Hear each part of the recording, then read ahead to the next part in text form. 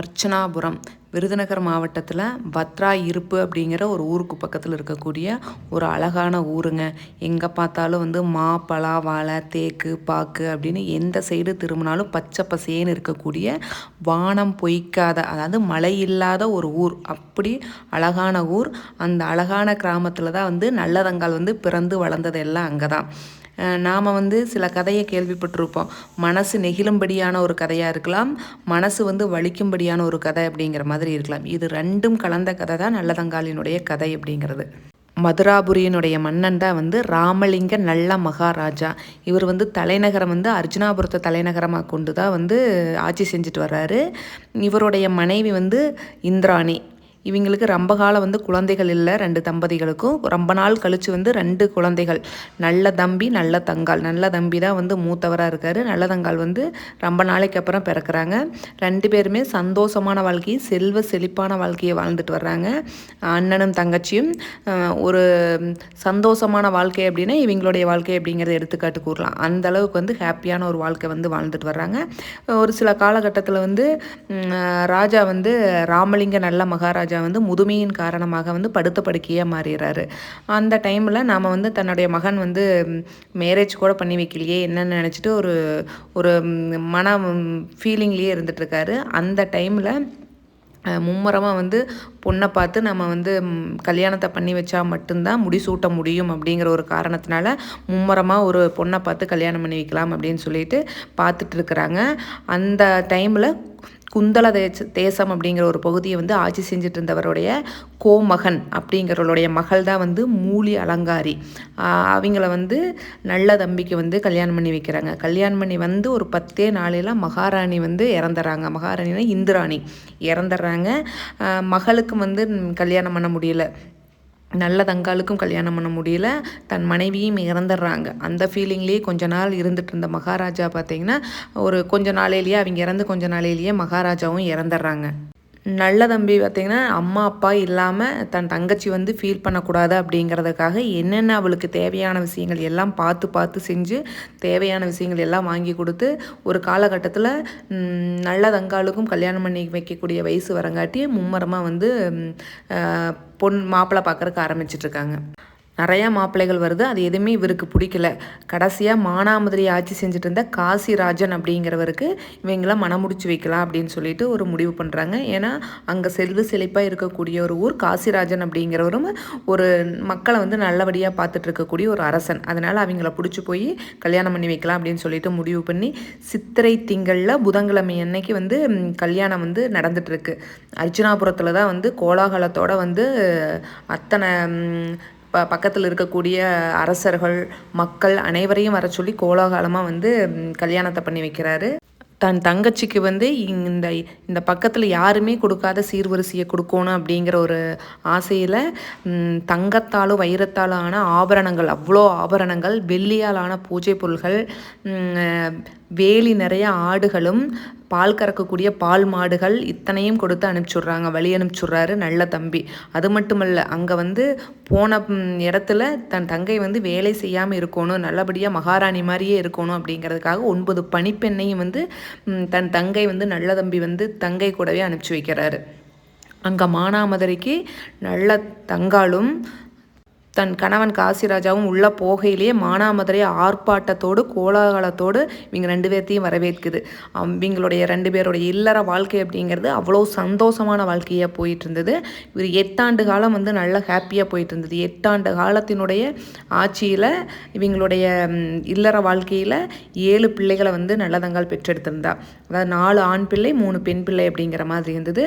அந்த டைமில் தான் அங்கே மானாமதுரையில் பெரிய வறட்சி.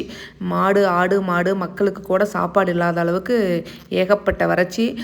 மழை இல்லாதனால எங்கே திரும்பினாலும் ஆடு மாடுகள் செத்து கிடந்தன. மக்களுக்கு சாப்பிட்றதுக்கு சாப்பாடு இல்லை அப்படிங்கிற மாதிரி ஏகப்பட்ட பசியாக இருந்தது. என்ன பண்ணுறது அப்படின்னு தெரியாத காசிராஜன் தங்கிட்டு இருக்கக்கூடிய பொருளையெல்லாம் தன் மக்களுக்கெல்லாம் கொடுத்து பக்கத்து அண்டை நாட்டுக்கு அனுப்பிச்சி வச்சார். இவரே வழி அனுப்பி வச்சார். இதெல்லாம் இந்த பிரச்சனைகள்லாம் தீர்ந்ததுக்கப்புறம் வந்துக்கலாம் அப்படின்னு சொல்லிட்டு இவரே படகின் மூலம் வந்து எல்லாத்தையும் வழி அனுப்பிச்சி வைக்கிறாரு. கடைசியாக இருக்கக்கூடிய பொருளையும் வந்து தன் மந்திரிகளுக்கும் கொடுத்து வழி அனுப்பிச்சி வச்சுறாரு. நல்லதங்காவுக்கு வந்து தன் குழந்தைகள் 7 குழந்தைகளுக்கு வந்து பசியோடு இருக்குதே, நம்ம என்ன பண்ணுறது, அண்ணனோட வீட்டுக்காவது போகலாம் அப்படின்னு சொல்லிட்டு ஒரு யோசனையில் இந்த கணவர் காசிராஜங்கிட்ட போய் கேட்குறாங்க. நான் அண்ணா வீட்டுக்கு போகிறேன், இந்த நிலைமையெல்லாம் சரியானதுக்கப்புறம் நான் இங்கே வந்துடுறேன், நம்ம குழந்தைகள் வந்து பசியோடு இருக்குது, நீங்களும் வாங்க அப்படின்னு சொல்லிட்டு காசிராஜங்கிட்ட நல்லதங்கால் போய் கேட்குறா. அதுக்கு நல்லதங்கால்கிட்ட காசிராஜன் என்ன சொல்கிறாரு, நீ வேணா போ, நான் வந்து ஒரு ஆட்சி செய்யக்கூடிய அரசன், என்ன பிரச்சனைகள் வந்தாலும் நான் நாட்டை விட்டு வெளியே வரக்கூடாது, அதுதான் முறையான ஆட்சி அப்படிங்கிறது நான் நினைக்கிறேன். அதனால் நீ வேணா போ, நீ போகிறதுமே எனக்கு பிடிக்கல, அலையா விருந்தாளியாக போகக்கூடாது ஒரு வீட்டுக்கு, சரி குழந்தைகளுக்காக, குழந்தை பசியோடு இருக்குது அப்படிங்கிறதுக்காக நீ போ அப்படின்னு சொல்லிட்டு வழி அனுப்பிச்சுட்றாரு. தன் குழந்தைகள் 7 குழந்தைகளையும் கூட்டிகிட்டு நல்லதங்காலும் போயிட்டுருக்கையில் குழந்தைகளுக்கு ஏகப்பட்ட பசின்னுட்டே அழுதுகிட்டே வருது. ஒரு கிட்டத்தட்ட வந்து மதுரையை தாண்டி போயாச்சு. தன் அண்ணன் ஊர் பக்கம் வந்துட்டான்.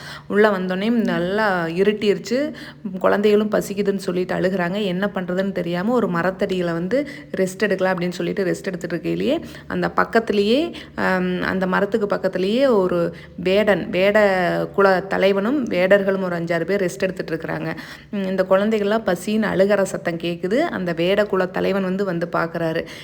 என்னாச்சு, ஏதோ குழந்தைகள் அழுகிற சத்தம் கேட்குது அப்படின்னு சொல்லிட்டு போய் பார்க்கலாம் அப்படின்னு வந்து பார்க்கையில் ஒரு செகண்ட் பார்த்துட்டு அந்த வேடக்குல தலைவன் வந்து கண் கலங்கி நிற்கிறாரு. இங்கே பார்த்தா அடையாளமே தெரியாத, அவ்வளவு மெலிஞ்சு போய் முகமெல்லாம் மாறி போய் அங்கே நிற்கக்கூடியது வந்து தன்னுடைய தங்கை வந்து நல்லதங்கால் அப்படிங்கிறத பார்த்து அவனால் ஏற்றுக்கவே முடியல.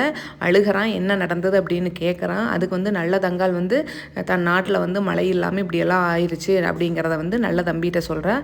சரி ஓகே, நான் இங்கே வேட்டைக்கு வந்திருக்கேன், ஊர் மக்களை வந்து ஒரு புலி வந்து தொந்தரவு பண்ணிக்கிட்டே இருந்ததுனால நாங்கள் வேட்டையாடுறதுக்கு வந்திருக்கிறேன், இன்னும் 2 நாள் அந்த புலியை பிடிச்சிட்டு நான் வீட்டுக்கு வந்து சேர்ந்துறேன், நீ அரண்மனைக்கு போ அப்படின்னு சொல்லிட்டு கூட வந்த ஒரு ஆளையும் குதிரை மேலே இவங்களை எல்லாம் குறை வச்சு அனுப்பிச்சி விட்டுறாரு. அங்கே போகையில் அங்கே வந்து கதவு வந்து பூட்டியிருக்கு. நல்லதங்கால் வந்து வர்ற செய்தியை இதுக்கு முன்னாடியே வேட்டையாடுறதுக்கு வந்திருந்தார்ல, அது கூடயே இருந்தவர் வந்து தன்னுடைய மச்சனன், அதாவது தன்னுடைய மனைவி மூலி அலங்காரியினுடைய தம்பி செந்திலபதி அப்படிங்கிறவர் புலியை வேட்டையாடுறதுக்கு கூட வந்திருக்கிறாரு. இவங்க 2 பேரும் பேசிகிட்டு இருந்ததை, நல்ல தம்பியும் நல்ல தங்காலும் பேசிகிட்டு இருந்ததை கேட்டுட்டு வந்து நல்ல தங்கால் வந்து அரண்மனைக்கு வர்றதுக்கு முன்னாடியே தன் அக்கா வந்து மூலி அலங்காரிகிட்ட வந்து இப்படி நல்லதங்கா இங்கே வரப்போகிறா அப்படிங்கிறத முன்கூட்டியே சொல்லிடுறாங்க. அதனால் நல்லதங்கால் வந்து இவங்க வருவாங்க அப்படின்னு தெரிஞ்சுட்டு இருக்கக்கூடிய அரிசி பருப்பெல்லாம் எடுத்து ஒளிய வச்சுட்டு மறைச்சி வச்சுட்டு இருக்கிற சாப்பாட்டையெல்லாம் எடுத்து கீழே கொட்டிட்டு பணிப்பெண்களையும் வந்து அவங்க வீட்டுக்கு போக சொல்லி அனுப்பிச்சி விட்டுறாங்க.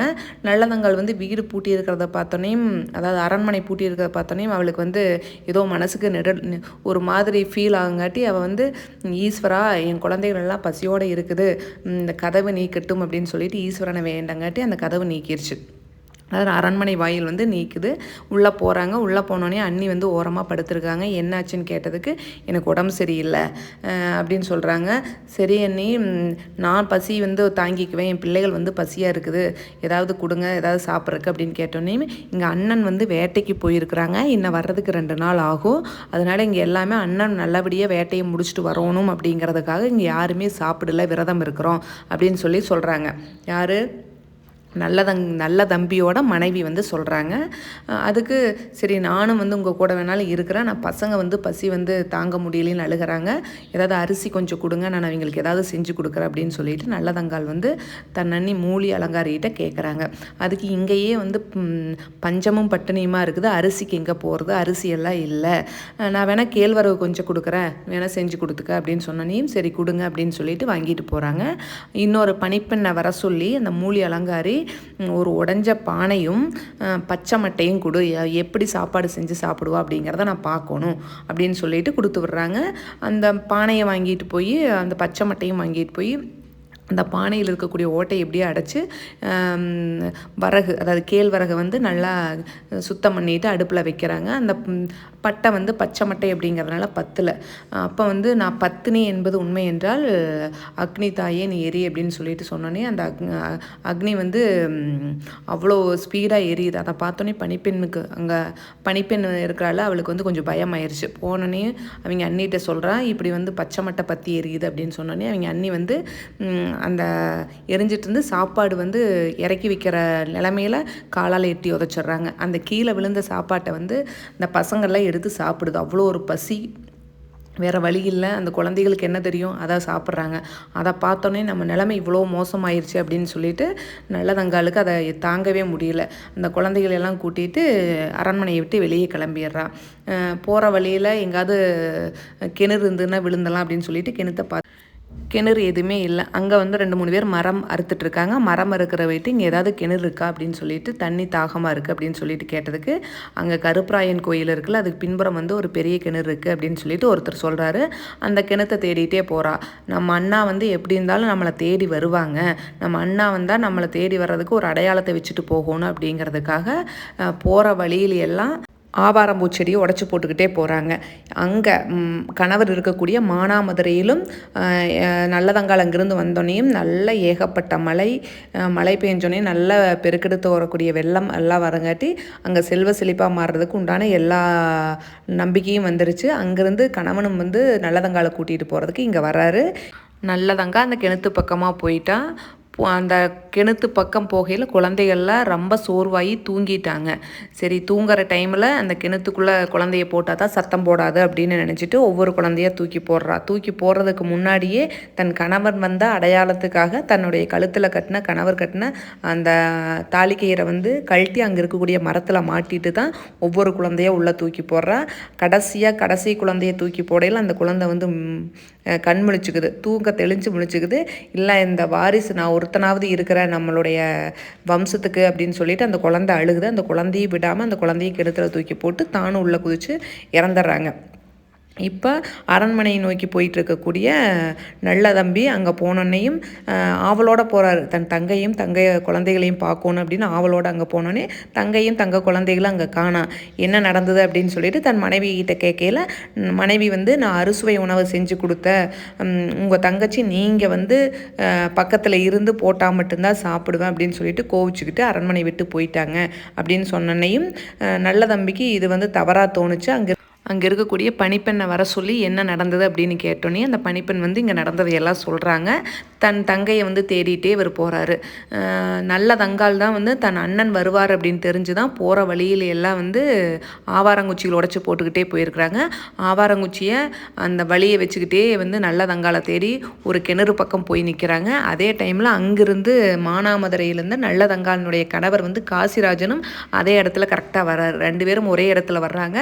அந்த கிணத்துல பார்க்கையில் 7 குழந்தைகளும் நல்லதங்காலும் மிதந்துக்கிட்டு இருக்கிறாங்க. ஐயோ கடவுளே அப்படின்னு 2 பேரும் அந்த குழந்தைகளையும் நல்லதங்காலையும் மேலே எடுத்துகிட்டு வந்து பார்க்கையில் எல்லாருமே இறந்துட்டாங்க. அங்கேயே ஈமச்சடங்கெல்லாம் 2 பேருமே செஞ்சுட்டு, சரி இதுக்கு காரணமான தன்னுடைய மனைவி மூலி அலங்காரியை நம்ம பழி வாங்கணும், அவளை மட்டும் கொண்டா பார்த்தாது அவளுடைய வம்சத்தையே அழிக்கணும் அப்படிங்கிற ஒரு முடிவோடு தான் வந்து வீட்டுக்கு அரண்மனைக்கு வர்றாரு. அரண்மனைக்கு வந்தோடனையும் இப்படி வந்து இறந்துட்டாங்க, கிணத்துல வந்து இறந்துட்டாங்க அப்படின்னு சொல்லிட்டு மனைவி கிட்ட சொன்னோன்னையும், சரி கெட்ட காரியம் ஒன்று நடந்திருக்கு, அப்போவே நல்ல காரியத்தை ஒன்று செஞ்சிடலாம் அப்படின்னு சொல்லிட்டு மூலி அலங்காரிக்கிட்ட சொல்கிறாங்க. செந்திலபதி, உன்னுடைய தம்பி செந்திலபதிக்கு சீக்கிரமாக ஒரு கல்யாணத்தை செஞ்சிடலாம் அப்படின்னு சொல்லிட்டு சொன்னோன்னையும் அவளுக்கு ரொம்ப சந்தோஷத்தில் என்ன சொல்கிறதுன்னு தெரியாத அளவுக்கு வந்து சந்தோஷம். யாருக்கு? மூலி அலங்காரிக்கு. உன்னுடைய உறவினர்கள்லாம் வர சொல்லு அப்படின்னு சொல்லிட்டு மூலி அலங்காரிகிட்ட சொல்லிட்டு நல்ல தம்பி வந்து கிளம்பிடுறாரு. இதுக்கு முன்னாடி நல்ல தம்பி வரையிலேயே அரண்மனையில் இருக்கக்கூடிய பணியாளர்கள் எல்லாம் வர சொல்லி, இப்படி ஒரு திருமண நிகழ்ச்சி நடக்க போகுது, அதுக்கு வந்து மண்டபம் ஒன்று ஏற்பாடு பண்ணுங்கள், அந்த மண்டபம் எப்படி இருக்கணும்னா ஒரு பொய்யான மண்டபமாக இருக்கணும், கல்யாணத்துக்கு முன்னாடி நாள் சரிஞ்சிற மாதிரி ஒரு மண்டபத்தை ஏற்பாடு செய்யுங்க அப்படின்னு சொல்லிட்டு முன்னாடியே பணியாளர்கள்ட்ட எல்லாம் சொல்லிட்டு தான் அரண்மனைக்கே வர்றாரு. இங்கே சொன்னனையும் மூலி அலங்காரி தன் சொந்த பந்தத்தையெல்லாம் வர சொல்கிறாங்க. இங்கே நல்ல தம்பியும் தன் சொந்த பந்தத்தையெல்லாம் வர சொல்கிறாங்க. தன்னுடைய சொந்த பந்தத்தை வேறு அரண்மனையிலும் மூலியோட சொந்த பந்தத்தை அந்த பொய்யான அலங்கரிக்கப்பட்டு இருக்கக்கூடிய அந்த ஒரு மண்டபத்திலையும் தங்க வைக்கிறாங்க. கல்யாணத்துக்கு முன்னாடி நாள் வந்து அந்த மண்டபம் ஃபுல்லாக வந்து சரிஞ்சு விழுந்து அங்கே இருக்கக்கூடிய மூலி அலங்காரியும் சரி அவருடைய வம்சம் ஃபுல்லாகவே அந்த மண்டபத்திலேயே இறந்துடுறாங்க. இதை நல்ல தம்பி வந்து வெளியே இருந்து பார்த்துட்டு அத்தனை மகிழ்ச்சியோட தன் தங்கை போன இடத்துக்கே நாமளும் போயிடணும் அப்படின்னு சொல்லிட்டு ஈட்டி எடுத்து தன் உடம்புல குத்திட்டு அவர் இறந்துடுறாங்க. இதை வந்து எவ்வளோ அந்யோன்யமான அண்ணன் தங்கச்சி பாசம் அப்படிங்கிறது எப்படி இருக்குதுன்னு பாருங்கள். இந்த காலத்தில் நம்ம எது எதுக்கோ சண்டை போட்டுக்கிட்டு எத்தனை பிரச்சனைகள் எத்தனையெல்லாம் இருக்குது. நீ பெருசா நான் பெருசா, கணவன் மனைவிக்குள்ள பிரச்சனை, இல்லை தொழிலில் வந்து எத்தனை பிரச்சனை அப்படின்னு சொல்லிட்டு எத்தனையோ பிரச்சனை இருந்தாலும் பசி அப்படிங்கிற பிரச்சனையை கம்பேர் பண்ணையில் வந்து எதுவுமே பெருசு கிடையாதுங்க. உண்மையை சொல்லணும்னா யாராவது பசி அப்படின்னு கேட்டாங்கன்னா நீங்கள் எப்பவுமே ரெகுலராக செய்யாட்டியும் பரவாயில்ல, எங்காவது போகையில் வரையில் யாராவது பசியோடு இருந்தாங்கன்னா அவங்களுக்கு ஒரு வேளை சாப்பாடு வாங்கி கொடுங்க. அதுக்கு இருக்கிற புண்ணியம் வந்து எதுலேயுமே கிடையாது. எல்லா தானத்தை விட சிறந்த தானம் அப்படிங்கிறது அன்னதானம் அப்படின்னு தான் சொல்லியிருக்கிறாங்க. அந்த சாப்பாடு வாங்கி கொடுக்கையில் அந்த சாப்பாட்டை அவங்க கையில் வாங்கிட்டு நம்மளை ஒரு பார்வை பார்ப்பாங்க பாருங்கள். அதில் கோடி அர்த்தங்கள் இருக்குங்க. கோடி நன்றிகள் அப்படிங்கிற மாதிரி தான் அவங்க பார்ப்பாங்க. தயவு செஞ்சு முடிஞ்ச வரையிலும் யாராவதுக்கு வந்து ஹெல்ப் பண்ணுங்கள், ஏதாவது வாங்கி கொடுங்க. அதுவும் முடியாதவங்களுக்கு வாங்கி கொடுங்க. இதில் என்னென்னா நம்ம மற்றவங்கிட்ட இருக்கிற வாங்கிறத விட மற்றவங்களுக்கு கொடுக்கையில் இருக்கக்கூடிய சந்தோஷம் வந்து எதுலேயுமே கிடைக்காதுங்க. பெறுவதை விட கொடுப்பதே சிறந்தது அப்படிங்கிறதான் உண்மை. இந்த கதையெல்லாம் எனக்கு அம்மாவும் தாத்தாலாம் சொல்லியிருக்கிறாங்க. இப்போத்த குழந்தைகள்லாம் இந்த கதையெல்லாம் எங்கே போய் கேட்குறாங்க? நாம் தான் தனியாக இருக்கிறதா போச்சு. அவங்களுக்கு படிப்பு முக்கியம், அவங்களுக்கு அது முக்கியம் இது முக்கியம் அப்படின்னு சொல்லிட்டு தனியாக வந்துடுறான். நம்மளுக்கும் இந்த மாதிரி கதையெல்லாம் சொல்கிற அளவுக்கு வந்து பொறுமையும் இல்லை, விவரமும் இல்லை அப்படிங்கிறது தான். இந்த மாதிரி கதைகளெல்லாம் கேட்டால் தான் நம்ம வந்து மற்றவங்களுக்கு ஹெல்ப் பண்ணணும் அப்படிங்கிறது ஒன்று. அதை விட முக்கியமானது சாப்பாடு, பணம், அதை விட முக்கியமானது மானம் அப்படிங்கிறது ஒன்று. அப்படி மானத்துக்காக உயிரை வேணாலும் கொடுப்பாங்க அப்படிங்கிறது அது உண்மைங்க. இது மாதிரி நிறைய எத்தனை கதைகள் கேள்விப்பட்டிருக்குறேன். இந்த மாதிரியான கதையெல்லாம் தயவு செஞ்சு சொல்லுங்கள். சொல்லலைனாலும் பரவாயில்ல, இந்த மாதிரி கதைகளையாவது கேட்க சொல்லுங்கள் குழந்தைகளை. அப்படியாவது நல்லா இருக்கட்டும்.